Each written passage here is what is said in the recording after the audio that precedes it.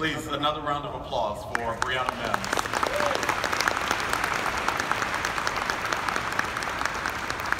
Brianna is a senior at the University of Southern California in the Gloria Kaufman School of Dance. Shout out to her professor, Sabella Grimes, who this really important piece. I understand that we are, in fact, in California, not in Louisiana. I also understand that NASPA held its annual conference in New Orleans 4 years ago in 2015.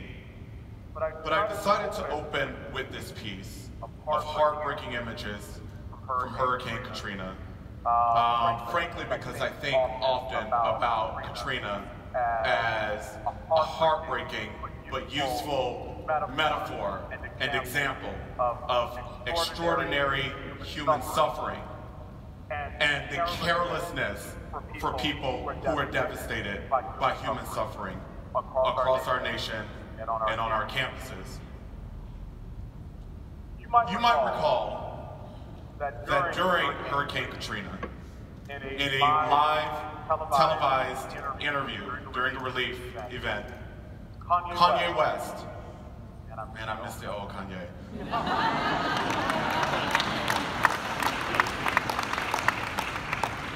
Kanye West famously declared in that interview that George W. Bush doesn't care about black people. Now, West's critique was in response to the slow federal response to the human suffering in New Orleans and elsewhere along the Gulf Coast. You might recall that more than 15 million people were devastated along the Gulf Coast, and that New Orleans was especially impacted. We saw images and videos of dead bodies floating in the streets, heartbreaking images of children and elderly people weeping, and photographs of the Louisiana Superdome being overwhelmed by more than 25,000 evacuees, most of them black. Because it took our nation's chief executive so long to get the resources and the attention there to New Orleans, West declared that clearly this leader doesn't care about black people. I will tell you that in our work at the USC Race and Equity Center, many of you know that for now more than 12 years, we've done campus racial climate studies at a multitude of colleges and universities all across the United States. Every geographic region, every institution type.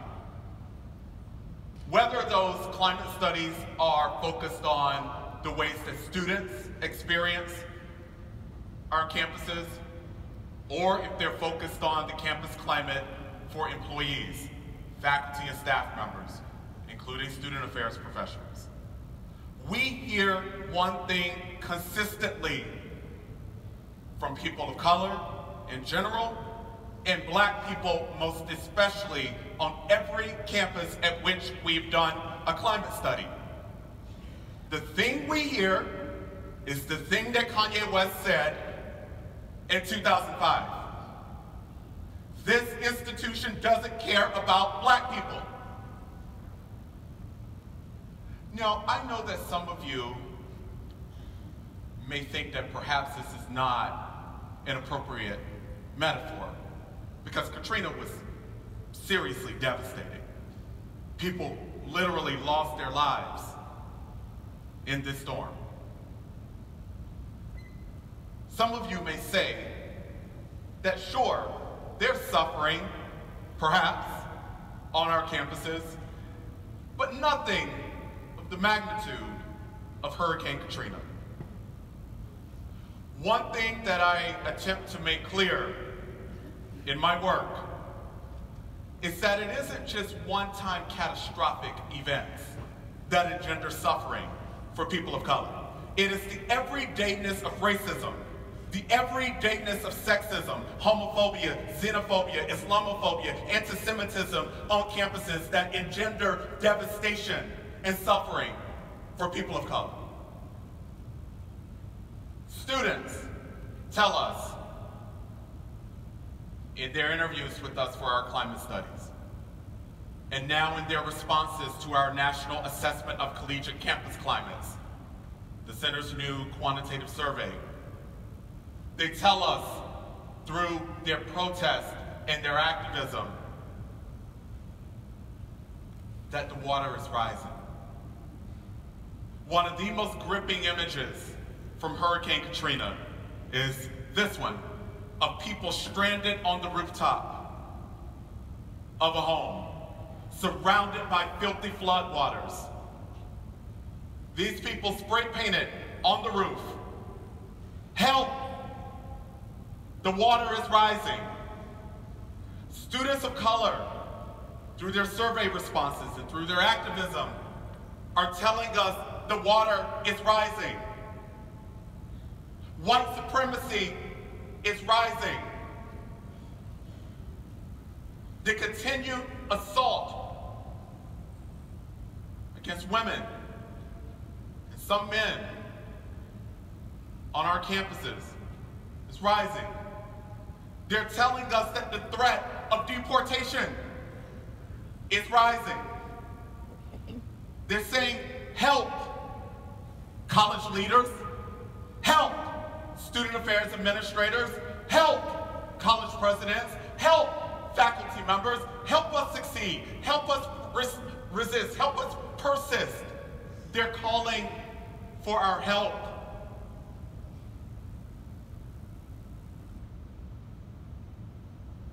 But the ongoing and persistent and pervasive ignoring of people who are suffering and people who are calling for our help in America and on our campuses is exactly what we do in America. The same America that attempted genocide for indigenous people. The same America that stole those people's land. This is America. The same America that enslaved my people for more than 400 years. The same America that enacted legislation to exclude Chinese immigrants. The same America that took huge parts of Mexico, claimed it as its own. The same America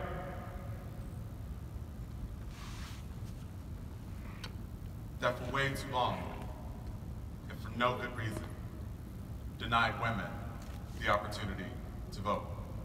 The same America that created Plessy versus Ferguson and the so-called separate but equal doctrine. Same America that sustained Jim Crow. It is, in fact, the same America that in one election elected Barack Obama. Actually, 2 elections elected Barack Obama president of these United States. But it is the same America that has only elected men to serve as president. The same America that had an opportunity to elect an extraordinarily experienced and qualified woman to lead our nation, but instead elected a man whom several women said assaulted them, sexually harassed them. That America ignored them. The same man who, in his own words, on Access Hollywood tape, bragged about assaulting women and grabbing their body parts. The same America, this is America. Many of us are troubled in these times by many of the things that I just named, many of the images that you just saw. Especially this one. The point here is that colleges and universities are mere reflections of an America that sustains suffering, violence, neglect, assault, power asymmetries. The same things that happen in our broader society absolutely happen on our campuses.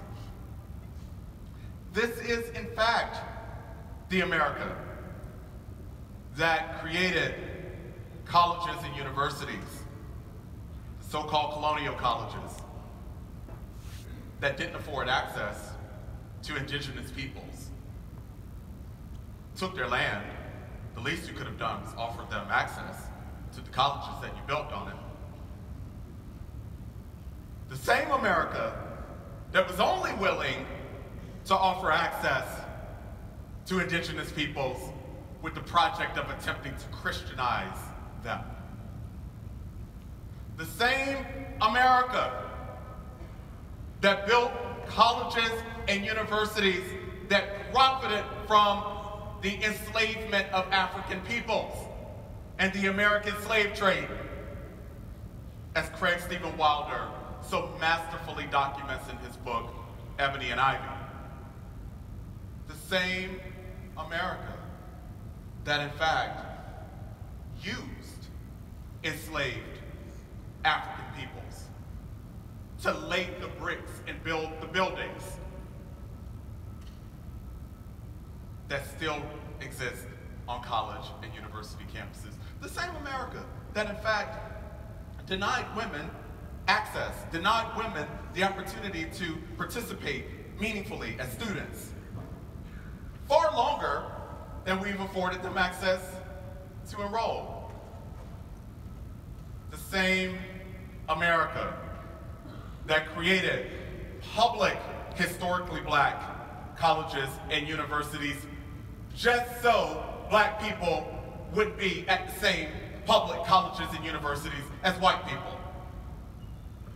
The same America that resisted the enrollment of black students at public universities, especially across the American South. That, too, is America. It's not just what Donald Trump does. It's not just what we see in the news about things happening in other places in our society. These very things are happening on our campuses. 6 days after tiki torch carrying white nationalists marched on grounds at the University of Virginia, I went there to address the faculty and staff of that fine university. I opened up with this image from a week prior. I asked them, raise your hand if you are horrified and disgusted by the white supremacy that was on display on your campus a week ago. By my estimation, every hand in that auditorium was raised. Now I'm going to ask you, raise your hand if you are horrified by this image and the catalog of other images that I just showed in that video.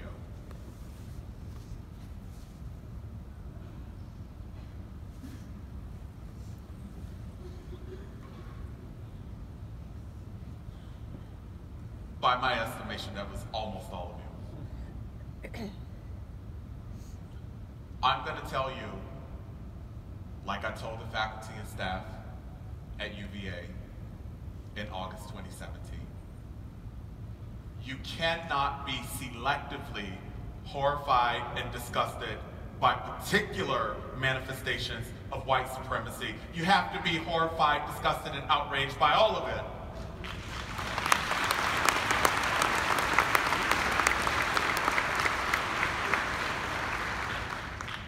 You know, we get so outraged by Donald Trump. We were so outraged, in fact, after Charlottesville, when he failed to demonstrate the kind of leadership that our nation needed in that moment. We were so outraged when he said, but there are very fine people on both sides. How outraged do you get when your college or university president doesn't doesn't denounce white supremacy when it occurs on your campus? Do you get as outraged then as you do by Donald Trump?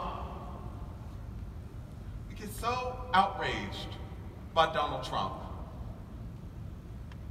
by his failure of leadership when it comes to issues of sexual harassment, sexual assault in our nation, in our government, everywhere else. But do you get outraged by the political science professor on your campus who routinely harasses women in the political science department and elsewhere?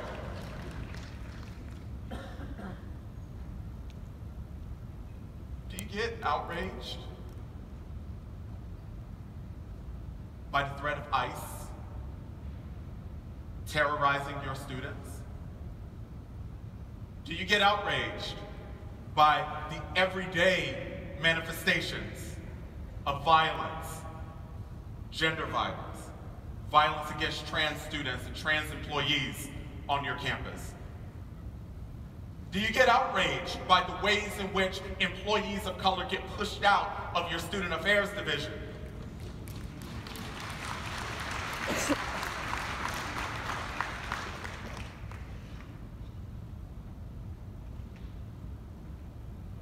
This is the America in which we live. We would be fooling ourselves to think that these are only issues in the White House or in your state house. There are also issues in your student affairs division, in your biology department, in your business school, in your residence halls. You can't just be selectively outraged by these big national issues. You have to also be outraged when they come to our campus in a local fashion. For example, blackface. Do we get outraged when the IFC fraternity once again hosts a blackface party or a south of the border party parodying Latinx students, or deportation parties, right? This image is not from years ago, it's from like last week at the University of Tennessee, Knoxville. I'm going to argue to you, my friends and my colleagues, that again, we can't just be selectively outraged, but I'm also going to say to you that outrage isn't enough. We need more bold, courageous leadership.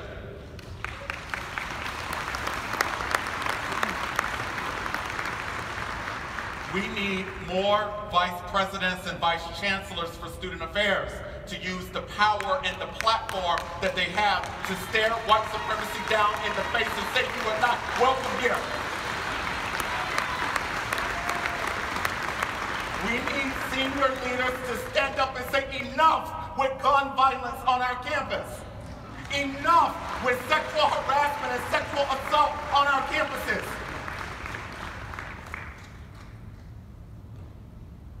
But you can't just be outraged. You also have to do something. We all of us at all levels, we all have to do more to demonstrate care for those who suffer on our campuses. This would not be a proper Shaun Harper major conference keynote address without Beyonce. So let's take a couple moments here to reflect on care. Moving from outrage to care for those who suffer on our campuses. I wrote a piece for the most recent issue of NASPA Leadership Exchange. It's up, it's available on the NASPA website, it's available through the Leadership Exchange app. If you don't have it, you can get it through the Apple iTunes Store, Google Play Store, wherever else people get their things. It's all there. But I wrote a piece for this conference, which is about things that higher education and student affairs leaders and professionals can do to demonstrate greater care for people of color on our campuses. In the piece, I present 12 actions, but I make very clear that these are not the only 12 things. This isn't a just add water kind of piece, right? But these aren't the only 12 things that leaders and colleagues can do to demonstrate care. But they are, in fact, 12 things that will really make a world of difference for people of color, especially those who suffer on our campuses. I will leave some of those for you to read after this conference. But I will share with you here what I believe are at least a handful of things that we all should do to demonstrate more care. The first thing is that we have to believe people when they say that they've experienced racism on our campuses. We have to stop getting defensive. We have to stop invalidating those people's experiences by saying, oh, but it was this other thing, right? When a woman of color, for example, tells you that she has experienced a unique convergence of racism and sexism, you ought to believe her, right? There's a way that we go about invalidating what people tell us. We got to stop doing that.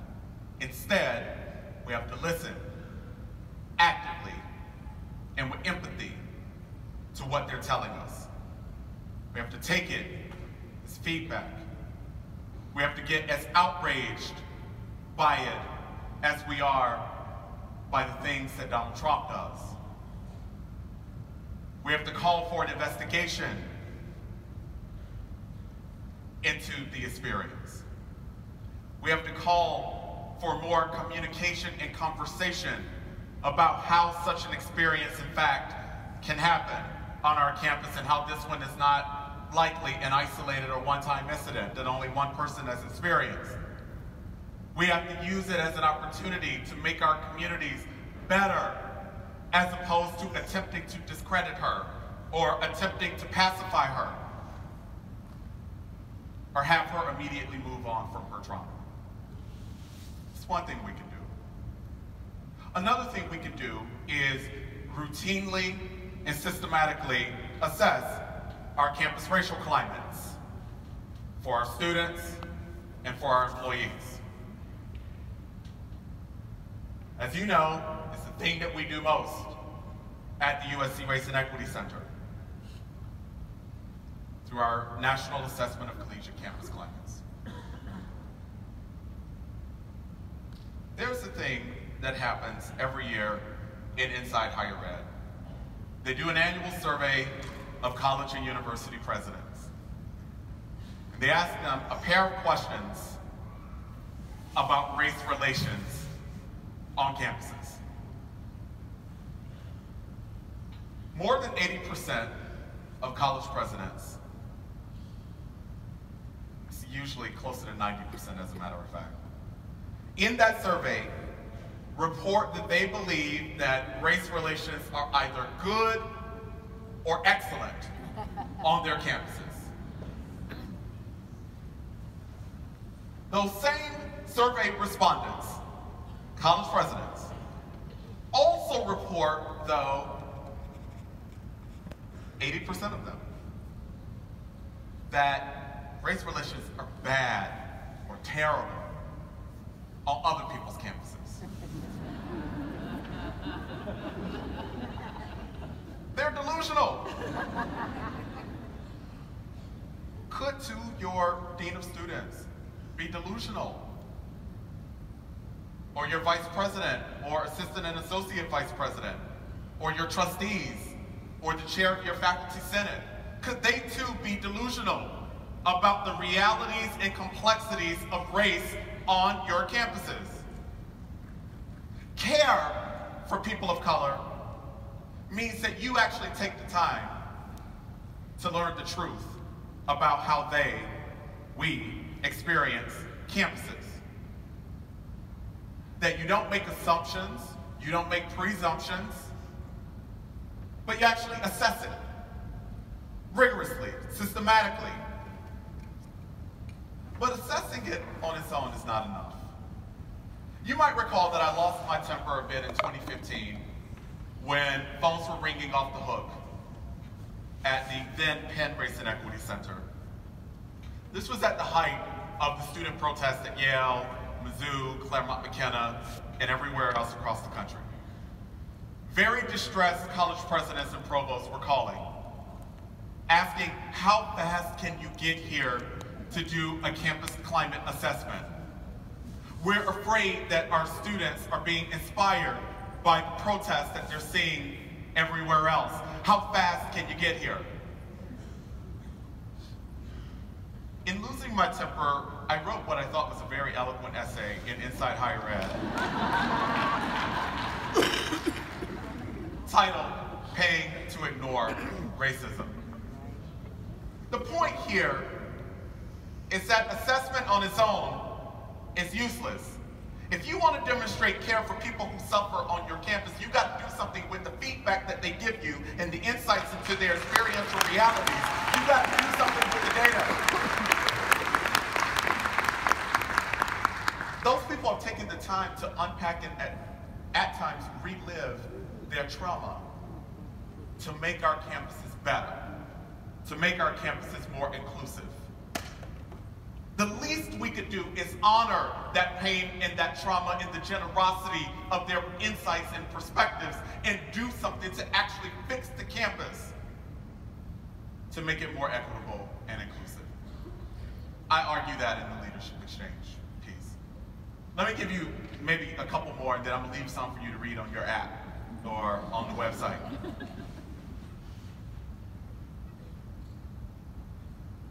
We want to demonstrate care for people of color. We got to demonstrate care with high degrees of intentionality for all people of color. When we talk about race on our campuses, we have to move beyond the black-white binary. Now, to be absolutely clear and short, I am not saying that we need to stop talking about black folks and the extraordinary suffering that we experience on campuses. What I am saying to you, though, is that Native American, Pacific Islander, Asian American, multiracial peoples also suffer.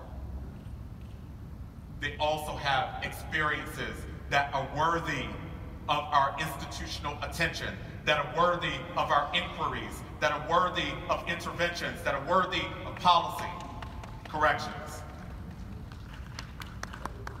If you want to demonstrate care for AAPI peoples, go talk to them.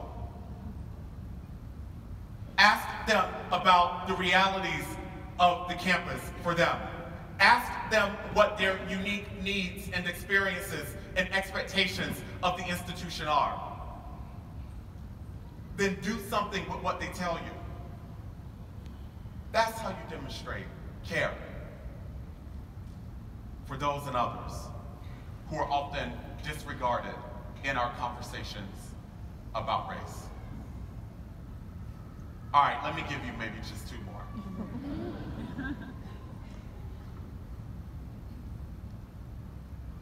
Some of y'all, this is gonna be hard. It's gonna be real hard.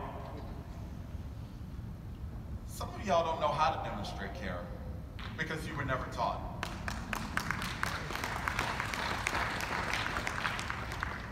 Some of you don't know how to talk about race in a productive way on your campus because you were never taught.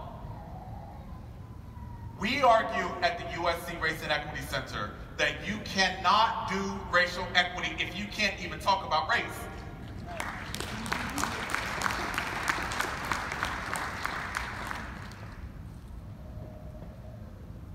If you want to demonstrate care for your colleagues of color, for your students of color, you gotta fix your racial illiteracy. My colleagues, Suman Pindakor and Jade Agua at the USC Race and Equity Center lead this extraordinarily important and impressive professional learning and organizational change series that we call the USC Equity Institutes. Through the institutes, we literally teach higher education leaders and professionals and faculty members how to do the things they never learned anywhere else in their professional upbringing as it pertains to race and racial equity. You can't just say to the people that I care about you, that your suffering infuriates me, but yet do nothing about it or do the wrong thing about it. You gotta know what to do, how to do it, right? I make the argument in the Leadership Exchange article that no vice president for student affairs was born with the skills to manage a multi-million-dollar operation. No one was born with the skills to know how to effectively manage crises and to reduce risk and the threat of risk on our campuses. Or how to lead a complex organization that has hundreds of employees that serves thousands of students. Those were skills that were learned over time. Those people had to read a little something to learn how to do those things. They had to go to some workshops, to some trainings, to some institutes to learn how to do those things. Racial literacy demands the exact same professional investment in yourself, in your staff, and in your students.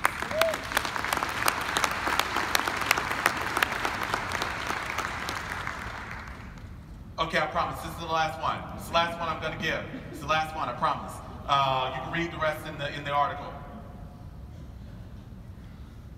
I'm gonna take it back to Charlottesville.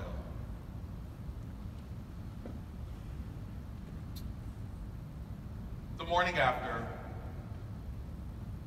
the guys in khakis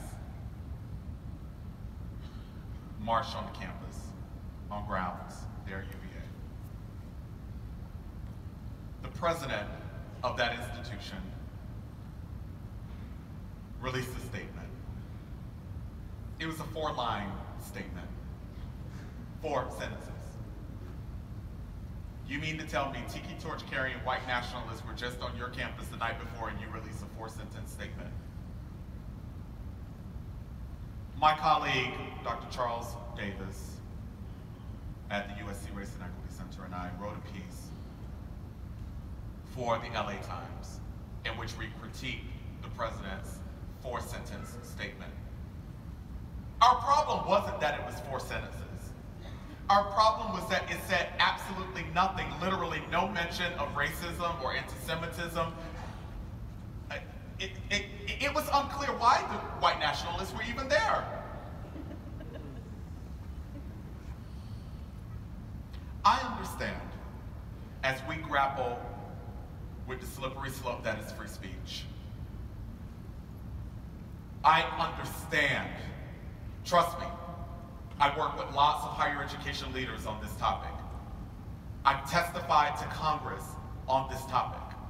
I understand the complexities of free speech, especially at public institutions. I understand that the president of that university and the presidents of other places that are represented in this audience, where people have come with hate, that you can't tell them that they can't be there.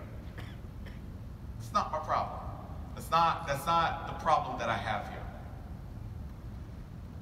What I argued with Charles in the LA Times piece, in response to the fourth sentence, the presidential reaction to the crisis in Charlottesville, is that, yeah, you can't tell them perhaps that they can't come, but you sure can't be out there on your megaphone and say, you are not welcome here, these are not the values that we have, you are terrorizing our students, we care about our students, we care about our community, we care about the people of color who work here, you are not welcome here.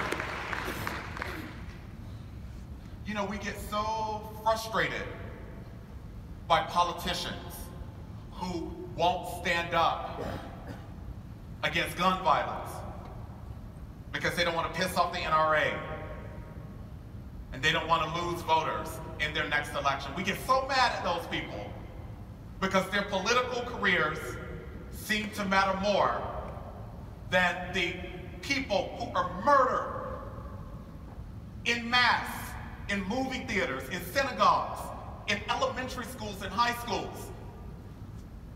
We get so mad because they're protecting their political careers.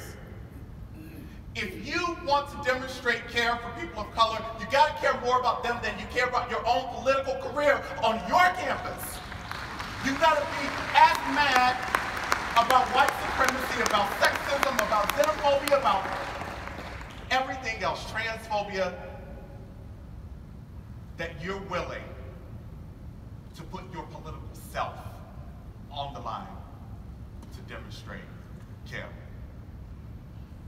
I thank you in advance for reading the Leadership Exchange article and for doing more to demonstrate care for those who suffer on our campuses. Safe travels home. I'll see you next time.